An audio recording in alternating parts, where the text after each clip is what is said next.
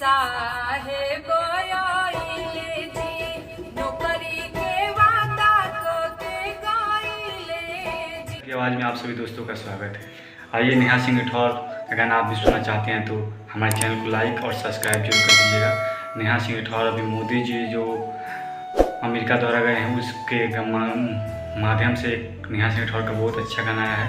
तो आइए आप सभी दोस्तों को गाना सुनवाते हैं और फिर मिलते हैं।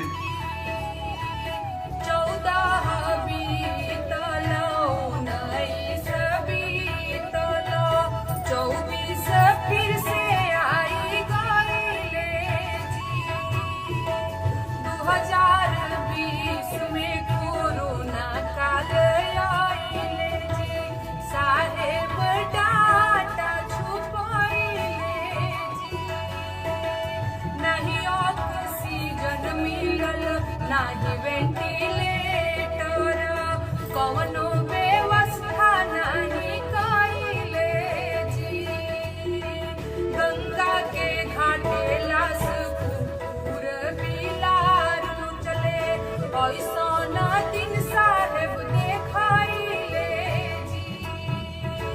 2014 में साहेब आइले जी, नौकरी के